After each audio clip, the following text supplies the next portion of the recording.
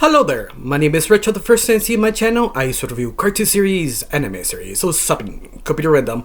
And today we're going to talk about Cyberpunk Edgerunner, the anime from Netflix, from the video game Cyberpunk, from the company who made it, who be Project CD Red. If you know anything about this adaptation of the game, it basically was a train wreck. I mean, doesn't matter what I say because I never played the game. It was so bad because they were sort of especially sold the game not uncompleted in other words. So yeah, a lot of people got mad, stocks went down, and sort of CD Projekt Red reputation kind of got ruined. Till 2022, people are starting to forgive Project CD Red. Some people, not all, but nothing to do with this anime. Now, the anime itself is surprisingly really good. It's something that I recommend. Just go watch it right now. It's that good. Of course, being warned, this is basically a rated R anime series because it have the sex, violence, drugs, and a lot of sexual innuendos.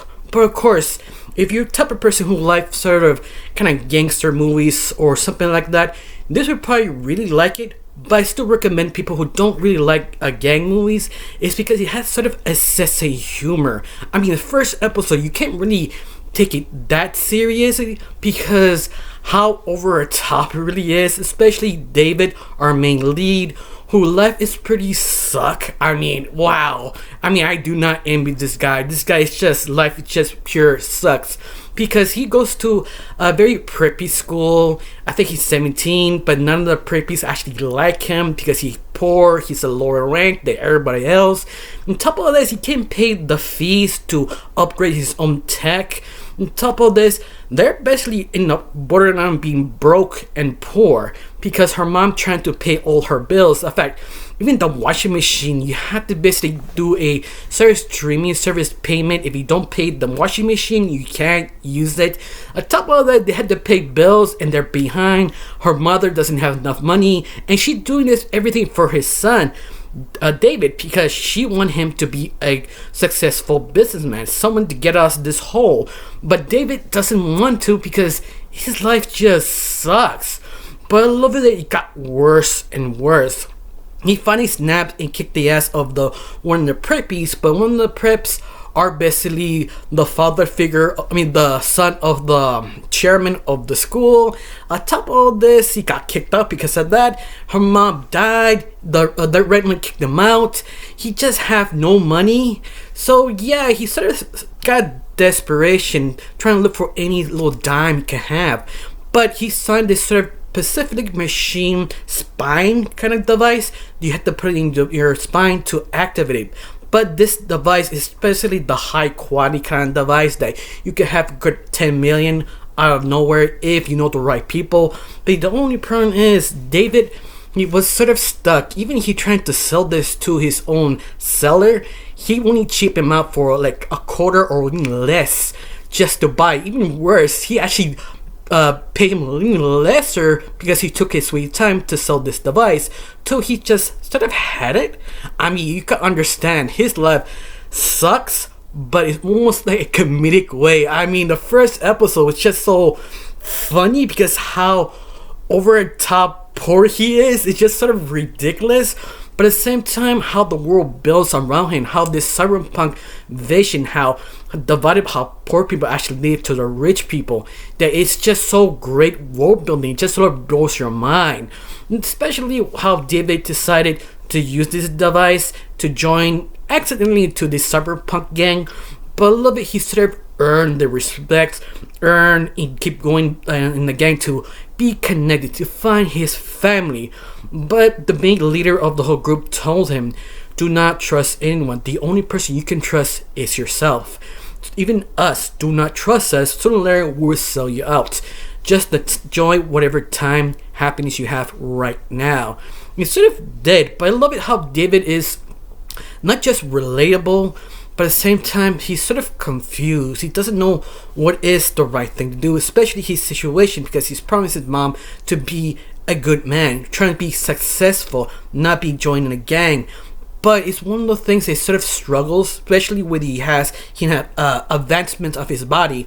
especially his spine. They'll enable him to go in faster, but they always need a plan B because the device will fail if the sort of situation now works. But I love it even more. They're trying to teach him how to shoot a gun, but he can't because every time he tried to use a gun, he reminds him and his mom what he told them: do not sell yourself, do not be the bad person. But it's sort of hard to be a good person of this world because it's sort of hard to be good. Even if you do the straight and narrow way, there's still less decisions to actually screw you over by mistake. Even standing around just in a corner can actually get you killed. That's how dangerous this world really is. But I love it. It's sort of the aesthetic, the ideas of a cyberpunk futuristic world. What kind of job you are, or what kind of power you actually have, what kind of payment you give for that power. For example, like David, he has super speed, but the only problem is this device he has, you only can use it a couple of times. If you use it even more, he actually broke his brains out. Even worse, if you not decide that sort of device from attached to your body, and decide to just let's say fix your arm or fix your brain just to make it smarter or faster, there is an effect using this technology. You could go crazy, you could go senile the longer you use it. Yeah, there is one huge risk, and David see this on his own crew. Each one has sort of, you could say, a technical issue with this device. But even worse, the thing he bought or found because his mother sold this device to his other gang because it belongs to this other rival. But because of the sort of situation, he must basically use this device to basically survive and make money. Especially he got kicked out of school, he has no job, he had to pay rent. And I love it is sort of the stakes got realer. That's the thing I just enjoyed this anime. It's one of those is first, it kind of make you trust, make you warm up to understand David's situation, that he has nothing to lose. Why not join this gang? Become someone. Even the gang members warn him that could be a bad idea. You cannot play around. You have to take it serious. You have to think fast or die trying. And that is super relatable, interesting, and sometimes just sort of mind-blowing because David is still wondering what is the right thing to do. Especially you have this girl called Lucy who basically convinced him to join the game. Not convince him, but sort of helped him join it, but he just basically sent him out. But he kind of fall in love with her because how similar she is to him. That's sort of similar. They both screw over some different ways. It's just sort of, I understand you. That sort of love that you just understand their pain and suffering. Even that David got screwed over by Lucy, he still have feelings for her and vice versa because they have the moment. That sort of moment that you have, that sort of relationship, you wonder this is completely worth this moment. You wonder you have another moment with this other person. Even with love or friendship, that moment means a lot to the person. And that's what the anime tries to do, trying to understand David's point of view. He's still young, he's still doing stupid stuff, but at the very end, he has no choice. And that is just so relatable. Even they have sort of a friendship with the gang, each member's slowly falling down left or right. One becomes senile because of the device, the other one was just too cocky, went too close to this basically old kind of senile old man. You thought he's sort of harmless and blew his brains out. And you can see David just in shock how dangerous this life really is. But once again, which is better, stay with a gang or stay a life that kicks you around, you have no money, and live in the streets? And that is the reason why this anime is just so good. Even they go one up itself, they go, I don't want to say go Super Saiyan, but they try to make it the most realistic possible they can. Especially how each gang member has its own special abilities, but shows each special ability has its sort of flaws. Like Lucy, her special skill is especially hacking, but hacking, it takes a little while. Depends how high tech the protection of the hardware is. Like take 5 minutes or take 30 minutes or take 3 hours. So you have a sort of situation you have to stall for Lucy to hack. You're the one who has to keep risking life to protect Lucy to hack this sort of, let's say, door or car. And that's an interesting part. every little moment you get to see a glimpse of this issue of each member. You get to know them, he becomes your friends.